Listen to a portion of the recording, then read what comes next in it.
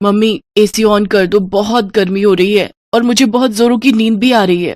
ओए, अभी तो तू एसी खोलने के लिए बोल रही है, कल को जब दादी के पास गांव जाएंगे तो वहाँ कोई एसी नहीं मिलने वाला। मम्मी क्या मयंक सच कह रहा है? दादी माँ के घर पर एसी नहीं चलेगा? ये सब बातें वहाँ जाकर पता चलेंगी।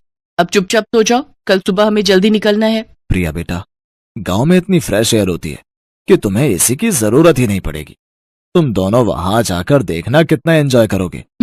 वो तो पहुंचकर देखते हैं। ये अटैची बंद करो। पूरे 3 महीने कैसे रुकेंगे, वो भी मई जून की गर्मी।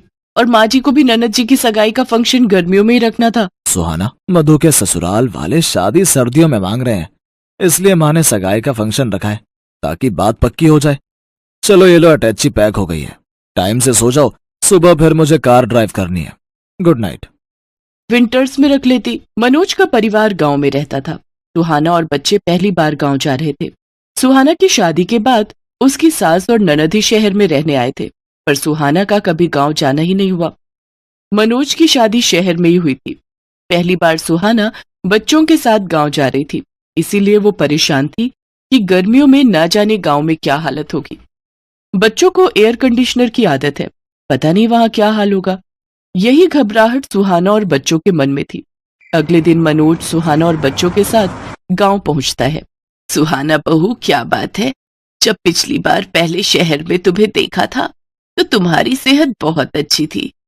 बच्चे भी बड़े कमजोर हो गए हैं। क्या बात है, कुछ खाते पीते नहीं हो क्या? माँ, अब ये लोग गांव आ गए हैं, अब इन्हें अपने हिसाब से खिला पिलाकर तगड़ा करो। हाँ बेटा, तुम चिंता मत करो। अब ये बच्चे मोटे ताजी सेहत वाले होकर ही शहर जाएंगे।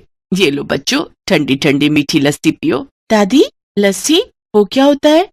बिटिया, लस्सी जो दही से बनती है, पीकर देखो फिर पता चलेगा। दादी, मुझे भी लस्सी पीनी है। हाँ हाँ बेटा। मधु, ओ मधु, लस्सी के गिलास और ले आ बिटिया।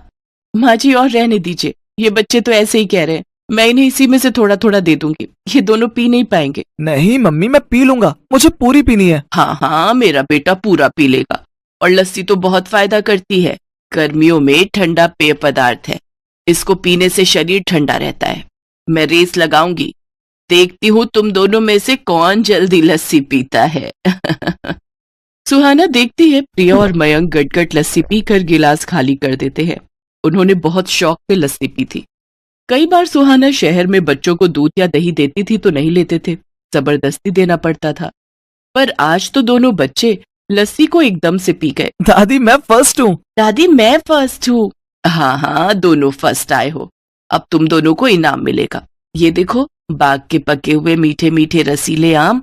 तुम दोनों बच्चों को आम पसंद है ना?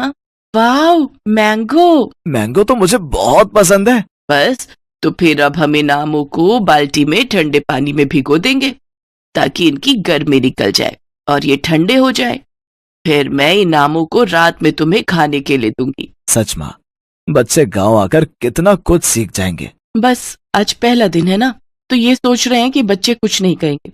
1-2 दिन बाद देखना कितना शोर मचाएंगे। अब आज रात को जब इनको एसी नहीं मिलेगा ना, तब पता चलेगा शहर की गर्मी और गांव की गर्मी में कितना फर्क है। गर्मी के मारे जब पसीने छूटेंगे, मच्छर काटेंगे, तब कहेंगे वापस शहर चलो। क्या हुआ भाभी, आप क्या सोचने लगे? ये लो आपकी लस्सी। और शाम के खाने के लिए मैंने दाल चावल, अरबी की सूखी सब्जी और मटर पनीर बनाया है। वो माँ कह रही थी कि बच्चे दाल चावल पता नहीं खाए या ना खाए, इसलिए मटर पनीर शौक से खा लेंगे। हाँ हाँ ठीक है, वैसे मैं आऊँ क्या तुम्हारी हेल्प के लिए? नहीं नहीं भाभी, वो तो सब लोग मिलकर कर रहे हैं, आप आराम करो। कितने दिनों बाद तो हमसे मिलना हुआ है। मैं थोड़ी देर में खाली होकर आपसे बात करती हूँ, आप माँ के साथ बैठकर बातें करो। बच्चे गांव आकर सचमुच बहुत खुश थे। वो अपनी दादी और बाकी सब रिश्तेदारों के साथ खूब हंस खेल रहे थे।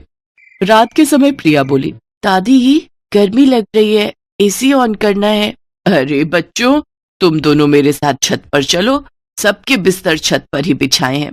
माँ, कितने दिनों बाद आज हम सब मिलकर छत पर सोएंगे। सचमुच बहुत ही बढ़िया नींद आएगी।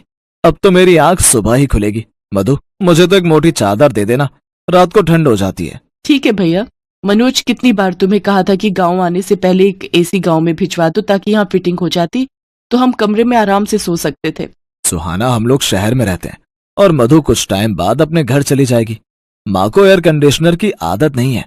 मैंने माँ को कहा था, पर उन्होंने कहा था कि वो कभी यहाँ रहती है कभी हमारे पास शहर में तो एयर कंडीशनर लगाने का फायदा ही क्या। यहाँ पर तो सब लोग छत पर ही सोते हैं, बहुत बढ़िया नींद आती है। यहाँ कोई नहीं चलाता एसी, सबको खुली हवा में सोने की आदत है। और देखो बच्चे भी माँ के साथ कितने आराम से छत पर सोने चले गए हैं। सुहाना देखती है कि बच्चे छत पर अपनी दादी के साथ लेटे हुए कहानी सुन रहे थे और कहानी सुनते सुनते सो गए। सुहाना हैरान रह जाती है। कुछ दिनों बाद मधु की सगाई का फंक्शन बहुत अच्छे से हो जाता है। बच्चे जब तक गांव में रहे उन्होंने एक बार भी किसी बात को लेकर जिद नहीं की। गांव की गर्मी का असर बच्चों पर बिल्कुल भी नहीं हुआ। सुहाना समझ जाती है कि उसकी सोच गलत थी। बच्चों ने गांव की गर्मी को खूब एंजॉय किया। जिस तरह शहर में गर्मी से बचने के मशीनरी साधन उपलब्ध हैं, उसी तरह गांव में गर्मी से बचने के प्राकृतिक साधन उपलब्ध हैं। वो खुश थी कि बच्चों को हर स्थिति में रहने की आदत हो गई, भले ही वो गांव में रहे या फिर शहर में। वो अपने आप को स्थिति के अनुसार बदल लेंगे। बच्चों, तुम सब बहुत याद आओगे।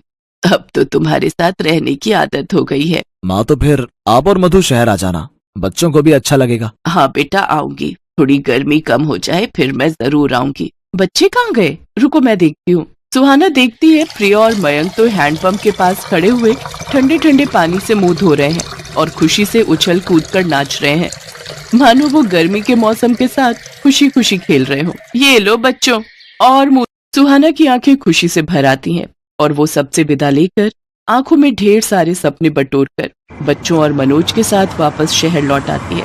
पर शहर आने के बाद भी बच्चे गांव की बातें करते नहीं थक रहे थे। ये देख सुहाना और मनोज की खुशी का ठिकाना नहीं था।